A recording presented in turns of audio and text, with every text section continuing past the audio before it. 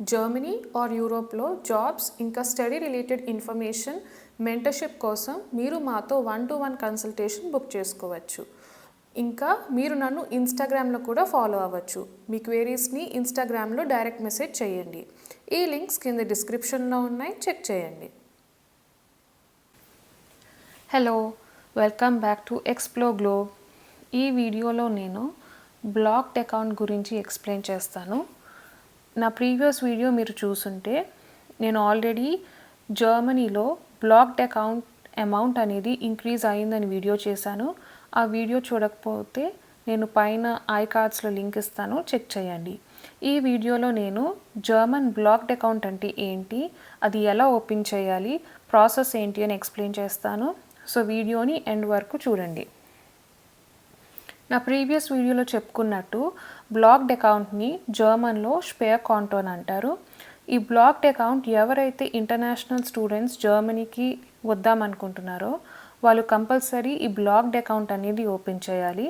స్టూడెంట్సే కాకుండా job seekers visa మీద జర్మనీకి రావాలనుకుంటున్నారో వాళ్ళు కూడా ఈ బ్లాక్డ్ అకౌంట్ ఓపెన్ చేయాల్సి ఉంటుంది.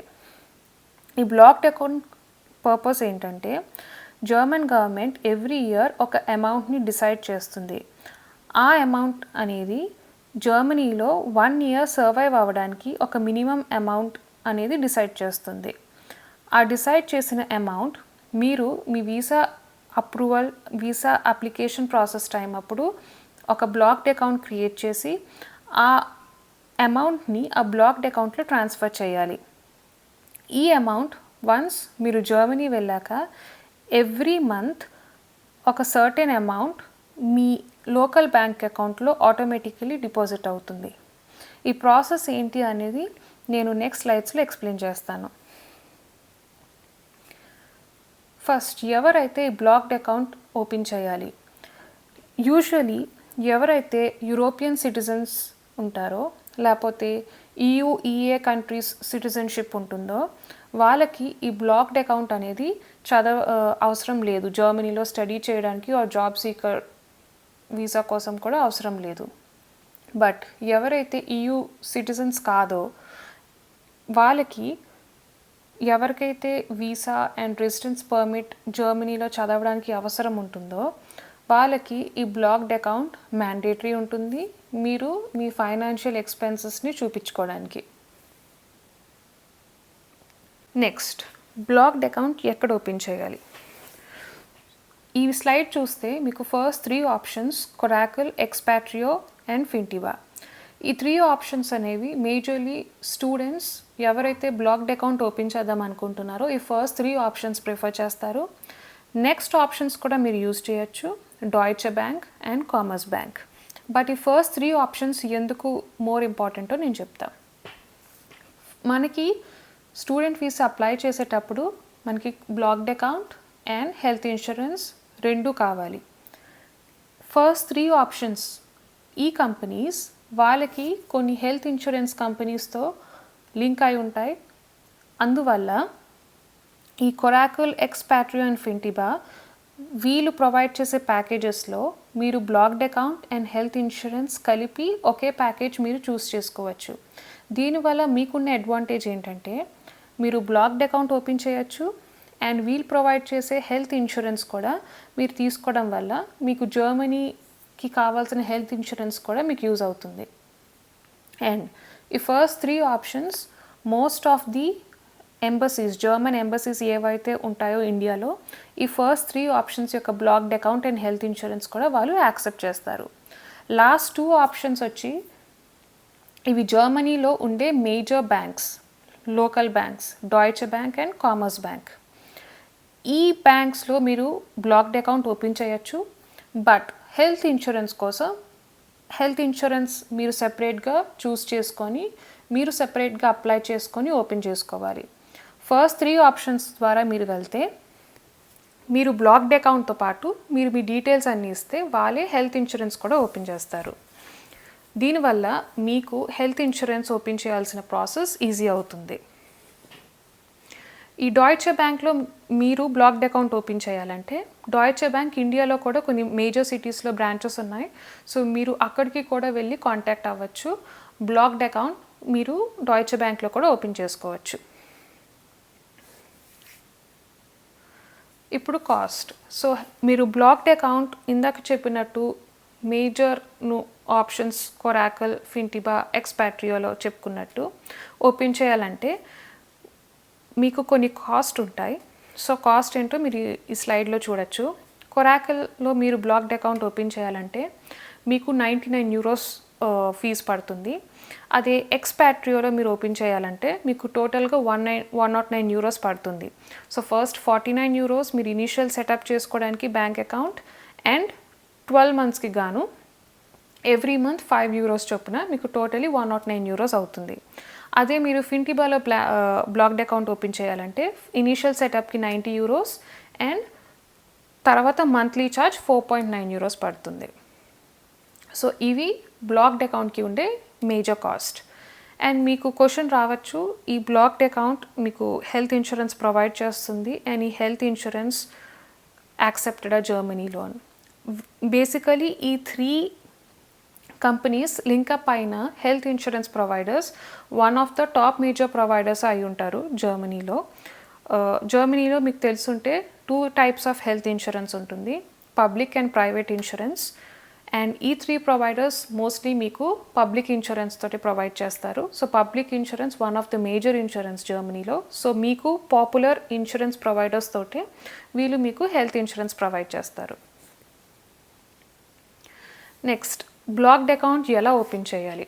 సో ఫస్ట్ మీరు ఎంబసీ వెబ్సైట్కి వెళ్ళి చెక్ చేయాలి మీకు ఈ పర్టికులర్ మీరు చూస్ చేసుకున్న పర్టికులర్ బ్లాక్డ్ అకౌంట్ ప్రొవైడర్ మీ ఎంబసీ యాక్సెప్ట్ చేస్తుందా లేదా అని. అండ్ మీరు బ్లాక్డ్ అకౌంట్ అమౌంట్ ఎంతో కూడా చెక్ చేసుకోండి ఎంబసీ వెబ్సైట్కి వెళ్ళి. తర్వాత మీరు బ్లాక్డ్ అకౌంట్ ప్రొవైడర్ చూస్ చేసుకున్నాక మీరు అప్లికేషన్ స్టార్ట్ చేయాలి వెబ్సైట్లో. వన్స్ మీ అప్లికేషన్ అప్రూవ్ అయ్యాక మీకు ఒక బ్లాక్డ్ అకౌంట్ నెంబర్ వస్తుంది, ఐబ్యాన్ ఆర్ బిఐసి అని.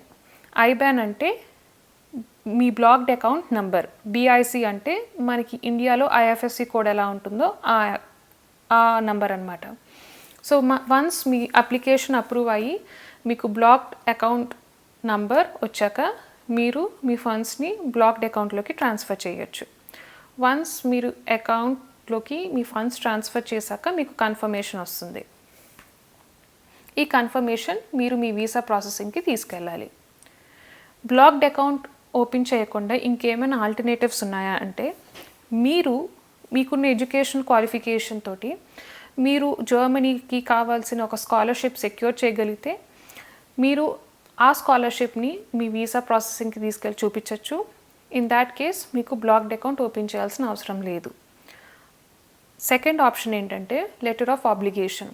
ఎవరైనా మీ ఫ్యామిలీ మెంబర్ ఆర్ ఫ్రెండ్ ఎవరైతే జర్మనీలో ఉండి మీకు ఫైనాన్షియల్లీ సపోర్ట్ చేయగలరో వాళ్ళ డీటెయిల్స్ మీరు వీసా ప్రాసెసింగ్ అప్పుడు చూపిస్తే మీరు ఆ కేసులో కూడా బ్లాక్డ్ అకౌంట్ ఓపెన్ చేయాల్సిన అవసరం లేదు. నెక్స్ట్ బ్లాక్డ్ అకౌంట్ ప్రాసెస్ ఈ స్లైడ్లో మీరు క్లియర్గా అర్థం చేసుకోవచ్చు. సో ఫస్ట్ మీరు బ్లాక్డ్ అకౌంట్ ఓపెన్ చేస్తారు జర్మనీకి ట్రావెల్ అయ్యే ముందు. బ్లాక్డ్ అకౌంట్ ఓపెన్ చేశాక మీకు ఐబ్యాన్ వస్తుంది, అంటే అకౌంట్ నెంబర్.